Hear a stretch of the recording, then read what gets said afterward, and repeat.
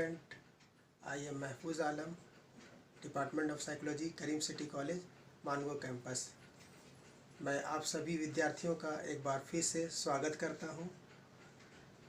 पिछले क्लासों में आपने पढ़ा definition of intelligence, nature of intelligence, uses of intelligence. आज मैं आपके सामने एक नए टॉपिक के साथ हाजिर हूँ, जिसका टॉपिक है टाइप्स ऑफ इंटेलिजेंस, यानी बुद्धि परीक्षण के प्रकार। बुद्धि कितने प्रकार के होते हैं, आज हम ये जानेंगे। बुद्धि 4 प्रकार के होते हैं। वर्बल इंटेलिजेंस टेस्ट, जिसे हम शाब्दिक बुद्धि परीक्षण कहते हैं। इसके बाद नॉन वर्बल इंटेलिजेंस टेस्ट, जिसे अशाब्दिक बुद्धि परीक्षण कहते हैं। उसके बाद क्रियात्मक बुद्धि परीक्षण, जिसे हम परफॉर्मेंस इंटेलिजेंस टेस्ट कहते हैं।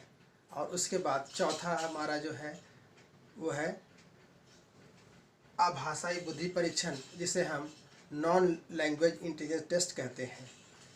तो आइए देखते हैं कि ये इनकी परिभाषाएं क्या है और इनका उपयोग हम किस तरह से करते हैं। पहला हमारा जो है शाब्दिक बुद्धि परीक्षण, जिसे अंग्रेजी में हम वर्बल इंटेलिजेंस टेस्ट कहते हैं। इस तरह के बुद्धि परीक्षण उन परीक्षणों की व्याख्या की जाती है जिसमें लिखित शब्दों यानी कि रिटन वर्ड्स या लिखित भाषा रिटन लैंग्वेज का प्रयोग निर्देशन इंस्ट्रक्शन देने और परीक्षण के प्रश्नों या एकांशों यानी एटम्स में किया जाता है। इस तरह के परीक्षण के लिए व्यक्ति को पढ़ा लिखा होना ज़रूरी है, ताकि वह पढ़ कर सभी बातों को समझ जाए और उसका उत्तर दे सके। तो इस तरह से हम देखते हैं शाब्दिक बुद्धि परीक्षण वैसे परीक्षण को कहा जाता है जिसमें परीक्षार्थी का, हमारे टेस्टी का पढ़ा लिखा होना ज़रूरी है। इसका एक उदाहरण हम दे सकते हैं आर्मी अल्फा परीक्षण, MC जोशी मानसिक योग्यता परीक्षण। इसी प्रकार बीने साइमन शाब्दिक परीक्षण इसके उदाहरण हैं। यह 2 तरह के होते हैं। डियर स्टूडेंट्स, शाब्दिक बुद्धि परीक्षण को हम 2 भागों में बांटते हैं। पहले को वर्बल इंटेलिजेंस टेस्ट, जिसे शाब्दिक व्यक्तिक परीक्षण कहते हैं। जैसा कि नाम से ही जाहिर है, इस परीक्षण का उपयोग हम एक समय में एक व्यक्ति पर कर सकते हैं। इसी तरह से दूसरा जो टेस्ट है वह है वर्बल ग्रुप इंटेलिजेंस टेस्ट। इस परीक्षण का उपयोग हम एक समय में एक से अधिक व्यक्तियों पर, या ये कह सकते हैं समूह में कर सकते हैं। इसी प्रकार हमारा दूसरा टाइप है अशाब्दिक बुद्धि परीक्षण, जिसे हम अंग्रेजी में नॉन वर्बल इंटेलिजेंस टेस्ट कहते हैं। इसमें लिखित भाषा का प्रयोग बहुत कम होता है, मगर निर्देश में यानी कि इंस्ट्रक्शन में भाषा का प्रयोग होता है। यानी कि जब हम इंस्ट्रक्शन देते हैं तो उसमें भाषा का प्रयोग हम करते हैं। इसमें कुछ चित्र प्रस्तुत किए जाते हैं या पेश किए जाते हैं और उनका उत्तर देना पड़ता है। टेस्टी को चित्र पेश किए जाते हैं और उस चित्र के आधार पर हमारे टेस्टी को उत्तर देना होता है। इसका एक उदाहरण प्रोग्रेसिव मैट्रिसेस है, जिसका उपयोग हम अशाब्दिक बुद्धि परीक्षण में करते हैं। हमारा तीसरा जो प्रकार है बुद्धि का, वह है क्रियात्मक बुद्धि परीक्षण, जिसे अंग्रेजी में परफॉर्मेंस इंटेलिजेंस टेस्ट कहते हैं।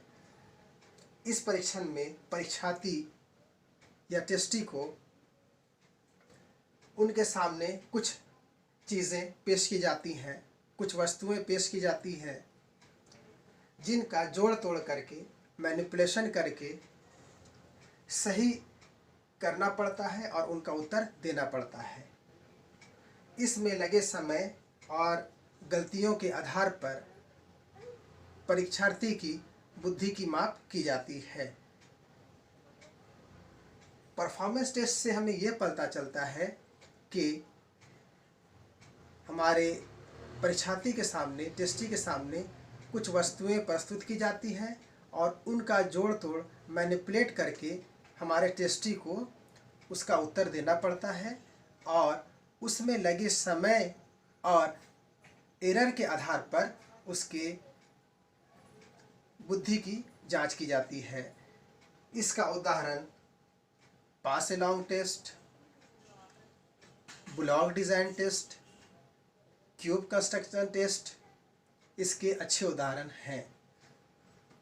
इस प्रकार हम देखते हैं हमारा चौथा जो बुद्धि का प्रकार है वह है आभासाई बुद्धि परीक्षण, जिसे हम अंग्रेजी में नॉन वर्बल इंटेलिजेंस टेस्ट कहते हैं। इस परीक्षण में भाषा का इस्तेमाल बिल्कुल नहीं होता है, ना तो एकांश आइटम में, ना ही निर्देश में। Cattell cultural free intelligence test इसका उदाहरण है।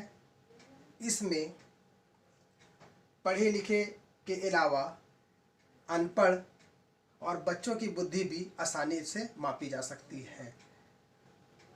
इस तरह से हम देखते हैं आभासाई नॉन लैंग्वेज